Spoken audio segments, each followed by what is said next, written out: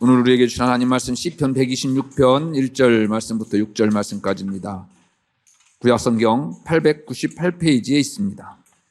여호와께서 시온에 포로를 돌려보내실 때에 우리는 꿈꾸는 것 같았도다. 그때 우리 입에는 웃음이 가득하고 우리 혀에는 찬양이 찼었도다. 그때 문나라 가운데에서 말하기를 여호와께서 그들을 위하여 큰 일을 행하셨다 하였도다. 여호와께서 우리를 위하여 큰 일을 행하셨으니 우리는 기쁘도다. 여호와여 우리의 포로를 남방 시내들같이 돌려보내소서. 눈물을 흘리며 씨를 뿌리는 자는 기쁨으로 거두리로다. 울며 씨를 뿌리러 나가는 자는 반드시 기쁨으로 그 곡식단을 가지고 돌아오리로다. 아멘.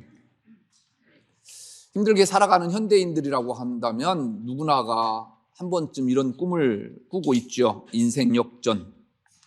그래서 종종 로또나 연금 복권을 사기도 합니다. 빚을 내서 비트코인이나 주식을 통해서 대박을 꿈꾸는 분들도 많이 있는 것 같습니다. 인생 역전을 꿈꾸기 때문입니다. 인생 역전을 바라지 않은 사람이 또 어디 있겠습니까? 그만큼 우리 인생이 만족함이 없는 것이고 부족하고 또 아쉬운 것이 우리 인생이기 때문이겠지요.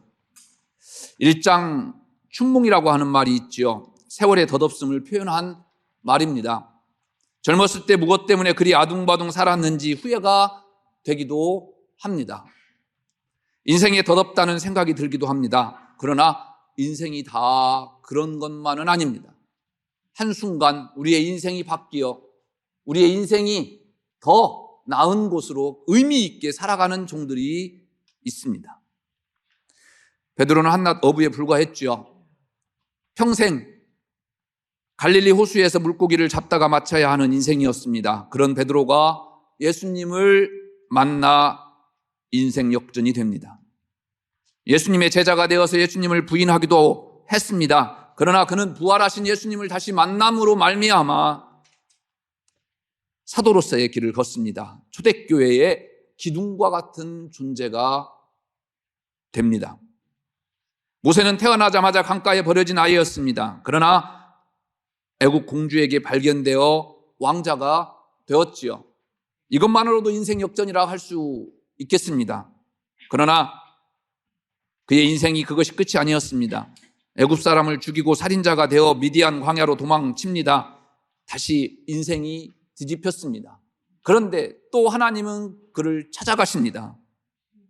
그리고 그를 부르셔서 이스라엘을 출애굽시킨 지도자가 되게 하십니다. 하나님을 만나면 어떻게 인생이 바뀌는지 인생 역전의 유니콘이 되어 갔습니다. 아브라함은 75년 동안 자식도 없이 쓸쓸하게 살던 노인이었습니다. 그러나 그런 노인에게 하나님께서 찾아오셔서 믿음의 조상이 되게 했습니다. 인생 역전을 이룬 사람들이죠. 얼마 전에 우리 교회 집사님 남편이요 등록을 하셨어요. 집사님은 우리 교회 등록하신 지 한 10여 년이 좀 지났더라고요. 집사님은 20대 초반에 결혼했는데 시부모님뿐만 아니라요 시할아버지, 시할머니까지 다 한 집에서 모시고 살았습니다. 결혼해서 근 40년 동안을요 그렇게 살았어요. 시어머니께서 90이 다 되셨는데 아직도 모시고 사세요. 우리 교회는요 이렇게 천연기념물들이 많아요. 신방 다니면서 이분들 만나면서요 참 대단하다 라고 하는 존경할 만한 분들이 많습니다. 시어머니께서요 교회 나가시는 것을 정말 반대를 많이 하셨답니다. 그러나 교회가 너무너무 가고 싶어서 시어머니 몰래 교회에 등록하고 교회에 나오시게 되셨죠.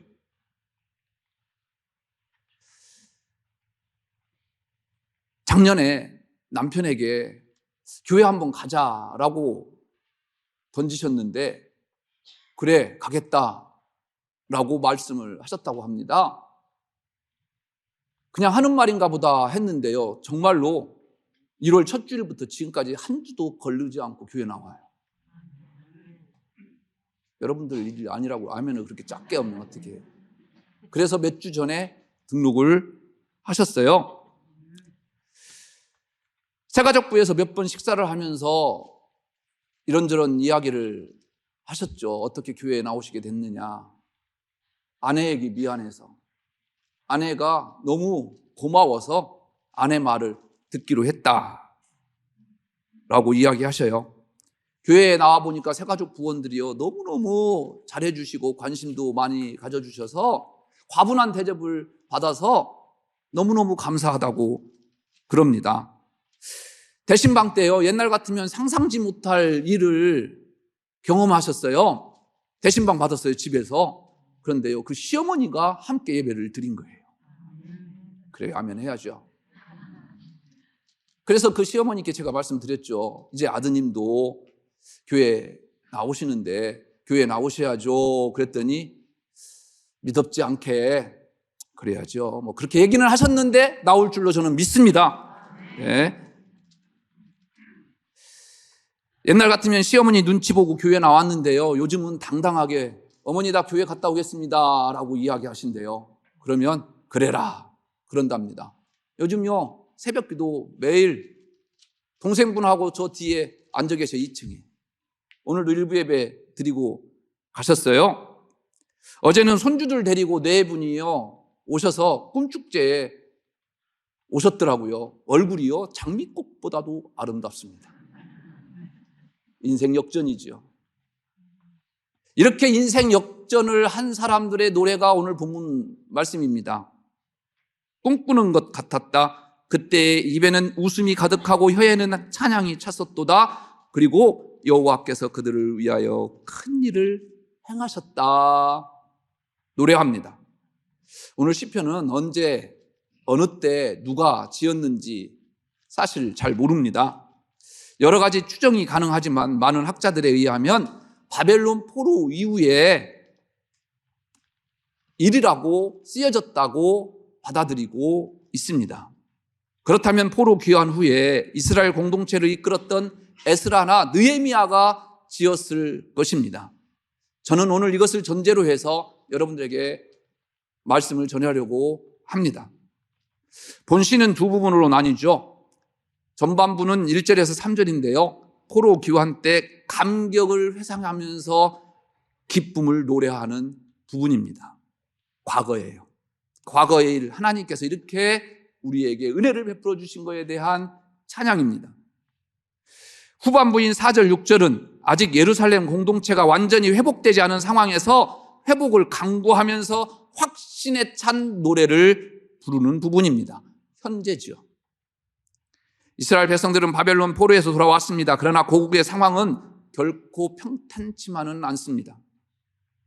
무너진 예루살렘 성벽을 쌓는데도요, 주변 사람들의 방해가 이만저만이 아니었습니다. 특히 사마리아 사람들이요, 모든 것을요 다 팽개치고 예루살렘 성벽 재건하는데 앞장서서 반대합니다. 먹고 사는 문제도 너무나 힘들었습니다. 완전히 폐허가 된 땅에서 다시 시작해야 하는 이들의 고통이 얼마였겠습니까? 그럼에도 그들은 결국 예루살렘 성벽을요 재건했습니다. 성전을 재건했습니다. 하나님의 성전에서 하나님께 예배합니다. 하나님의 백성으로 돌아왔습니다. 드디어 인생 역전을 일구어 냈습니다.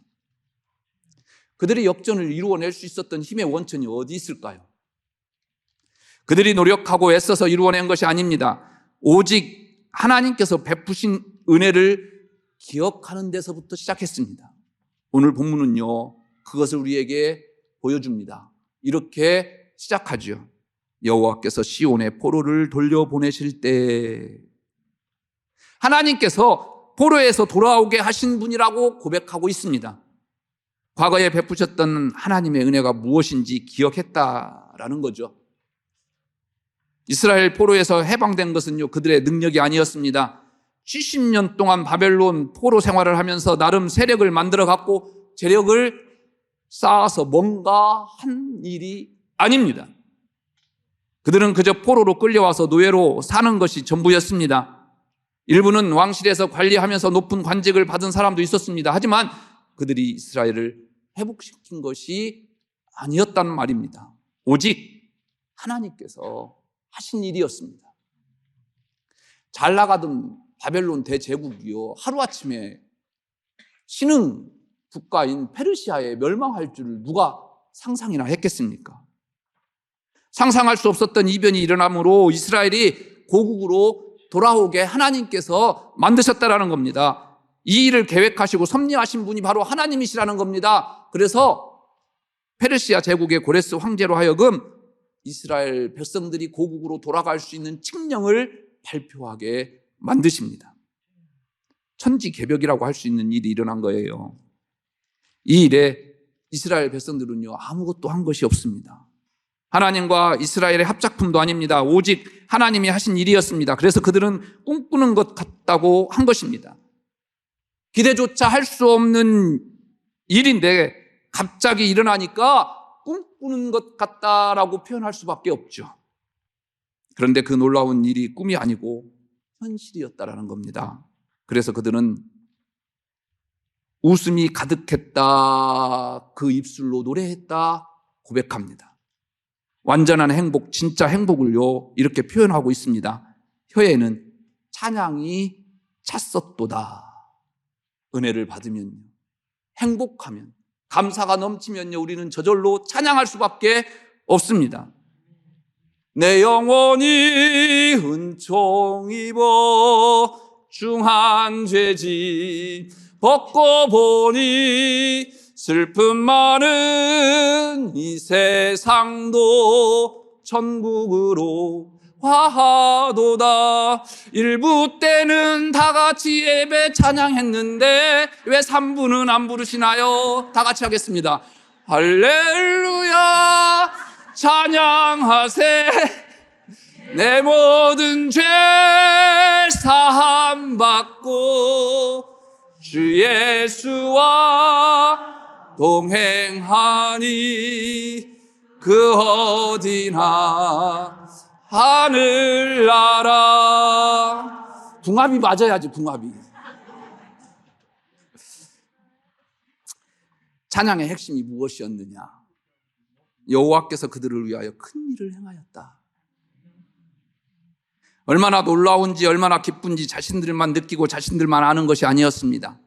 열방이 다 알았다, 그들은 고백합니다. 마치 이스라엘의 출애굽해서 가나안으로 들어갈 때 여정 중에 일어났던 그 홍해 갈라졌던 이야기들, 또 하나님의 놀라운 역사들을요, 가나안 이방 사람들이 다 알았죠. 그래서 그들이 가나안 땅으로 들어오는 것을요, 두려워했습니다. 벌벌 떨었습니다. 그래서 아람 사람들도요, 내가 너희 길을 좀 잠깐 빌릴 테니까 밭도 밟지 않겠다라고 하니까 거절했어요. 왜? 하나님께서 역사하시는 이 백성들이 두려웠기 때문이죠. 마치 그들처럼 이 바벨론 포로에서 돌아왔던 이 이스라엘 백성들을 이방 사람들이 다 알게 되었다라는 것입니다. 그래서 지금 이들이 고국으로 돌아왔던 것이 얼마나 큰 기적이었을까요? 그래서 여호와께서 이스라엘 백성들을 위하여 큰 일을 행하셨다는 사실을 열방이 다 알 정도라는 것입니다. 그래서 여호와께서 큰 일을 행하셨다라고 3절에서요 또 다시 반복하고 있습니다. 그들은 하나님께서 베푸셨던 은혜를 기억하고 감사하고 있습니다. 1절 3절에서 하나님께서 포로에서 돌아오게 하셨던 과거의 사건을 회고한 시인은요, 이제 4, 6절 현실로 돌아오죠. 과거를 회상하고 행복했던 것은 맞습니다. 그러나 현실은 그리 넉넉지 않습니다. 성전은 파괴되었고 예루살렘 성벽은 무너졌습니다. 돌아와 보니까 조상들이 살던 집은요 다 무너져 살 곳도 없습니다. 기반시설이 다 파괴되었습니다. 어떻게 살지 막막합니다. 이러한 현실에서 시인은 이스라엘의 완전한 회복에 대해서 선포하고 있습니다. 눈물을 흘리며 씨를 뿌리는 자는 기쁨으로 거두리로다. 우리의 현실이 절망적이고 암울합니다. 남방 시내처럼 가물어 메말라 황량한 광야입니다. 하지만 하나님께서 큰 일을 행해 주신다고 하신다면 그 광야에 강물이 넘쳐 흐를 것이다라는 겁니다. 남방 시내에 강물이 넘쳐 흐르듯이 또다시 2차, 3차 바벨론 포로에 돌아오는 이스라엘 백성들이요 주를 이을 것이다라는 거예요. 그래서 다시 예루살렘 성으로 돌아올 것이다 찬양하고 있습니다. 아무리 메마른 땅이라도 농부가 씨앗을 뿌리면 하나님께서 비를 내리셔서 싹이 나고 자라게 해주신다라는 것입니다. 그래서 시인은 외칩니다. 어떠한 상황 속에서 절망하지 말고 씨를 뿌려라. 저 남방 시내들 같이 돌려 보내소서. 내일에 대한 소망을 시인은 노래하고 있습니다. 그렇습니다. 하나님이 하시면요 홍해가 갈라져요. 홍해가 갈라질 뿐만 아니라 그 질퍽질퍽한 땅을 저와 여러분들이 걸어가야 되기 때문에 메마른 땅으로 바꾸어 주시는 분이 우리 하나님이시다라는 거예요. 예수님은 죽은 나사로를 이렇게 세우십니다. 나사로야 일어나라. 예수님께서 말씀하시니 죽은 나사로가 일어납니다. 그 하나님이 나와 함께 하시면 도저히 상상할 수 없는 일들이요 저와 여러분들에게 일어남을 오늘 시인은 노래하고 있습니다. 왜냐하면 하나님이 나를 위해서 큰 일을 계획해 놓으셨기 때문입니다. 엊그제 대신방 하는데 은퇴 권사님 한 분이요 이런 말씀을 하셔요. 평생 남편에게 한마디 하지도 못하고 참고 살았다고 합니다. 예수 믿는 사람이 그런다고 할까 봐서 무슨 말 들을까 봐서 참아 왔다고 합니다. 그러니까 을에 아내가 그런 줄 알았겠죠. 그런데 2, 3년 전에 주일 일부 예배를 오시려고 성경책을 탁자 위에 놓고 부지런히 이제 집안일을 마무리하려고 하는데요. 갑자기 성경책을 빼앗더니 교회 가지 말라고 하더래요, 남편이. 갑자기 화가 나더래요. 남편 손에서 성경책을 뺏어가지고요. 내가 지금까지 왜 참고 사는 줄 아느냐? 당신이 무서워서 그런 줄 아느냐? 나에게 예수 그리스도와 교회밖에 없다. 이것까지 나는 양보할 수 없다. 라고 성경책 뺏어가지고 교회 일부 예배 참석했어요. 그런 용기가 어떻게 났는지 모르겠대요.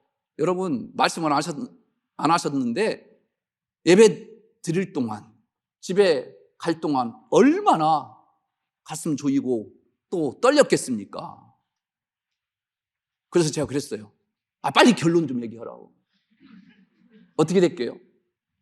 집에 들어갔는데요. 남편이요 기가 팍 죽었대요. 하나님께서 함께 하시면요 남편 꼬리 확 잘라버려요. 이스라엘 바벨론 포로에서 돌아온 것은요 전초전이에요. 그림자에 불과합니다. 밑그림에 불과해요. 그렇다면 본론이 뭘까요? 구원입니다. 아담과 하와에게 옷을 입혀서 살게 하신 사건부터 노아의 방주, 아브라함에게 부어주신 은혜, 출애굽과 바벨론 포로 기환 등 이 모든 것이요 다 하나님의 구원 계획이었습니다. 누구를 위한? 나를 위한. 여러분들을 위한 하나님의 구원 계획을 그때부터 하나님은 갖고 계셨다라는 겁니다. 인류 역사상 가장 놀랍고 위대한 인생 역전이 바로 이 구원 사건입니다. 이 일을 위해서 하나님께서는 창조 전부터요 계획하신 일이 있습니다. 성자 하나님이 인간으로 오시는 일이었습니다. 인간으로 오셔서 우리의 모든 죄를 사하시기 위해서 오시는 꿈을 꾸고 계셨다라는 것입니다. 그 꿈이 이루어졌습니다. 그것이 바로 무엇입니까? 예수 그리스도가 우리에게 다가오심이죠. 여러분의 일생에서 가장 큰 일은 무엇입니까? 결혼한 일입니까? 집을 산 일입니까?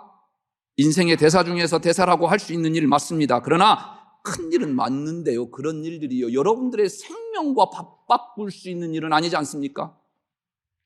인생에서 가장 큰 일은 죽어야 하는 우리가요 영원한 하늘나라에 갈 수 있다라고 하는 특권을 우리에게 주어지신 것 아닐까요? 그런데 이 일이 나의 노력에 의해서 된 것이 아닙니다. 우리는 아무것도 한 것이 없습니다. 우리의 죄 때문에 영원히 죽을 수밖에 없는 존재입니다. 그러나 갑자기 영원한 천국에서 하나님의 자녀로 사는 기적이 이루어졌습니다. 이 일을 하나님께서 계획하고 준비하셨다라는 겁니다. 오늘 본문 3절 함께 읽겠습니다. 여호와께서 우리를 위하여 큰 일을 행하셨으니 우리는 기쁘도다. 이 기쁨을 위해서 하나님은 준비하고 계셨다라는 거예요. 지금까지 과거의 모든 일들을. 여호와께서 행하신 가장 위대한 일이 무엇입니까? 우리를 위하여 예수 그리스도를 보내주신 일입니다. 주님은 이 세상에 오셔서 아마 죄가 없음에도 불구하고 십자가에 못 박히셨습니다. 우리를 위하여 아무 말 없이 묵묵히 십자가를 받아들이셨습니다. 그렇게 십자가에서 죽으셨습니다. 그러나 그렇게 끝난 것이 아닙니다. 사흘 만에 다시 살아나셨습니다. 기가 막힌 역전입니다. 이 역전으로 우리는 하나님의 자녀가 되었고요, 부활의 소망으로 구원받은 존재가 되었습니다. 그런데요, 구원받은 우리에게 그게 전부가 아닙니다. 이 땅에서의 삶이 있다라는 거예요. 주님께서 오실 때까지, 우리가 천국에 갈 때까지 이 세상에서의 삶이 있습니다. 이 세상에서 사는 동안에는요, 그래서 오늘 시인은요, 눈물을 흘리며 씨를 뿌려야 한다고 합니다. 다 같이 5절 6절 읽겠습니다.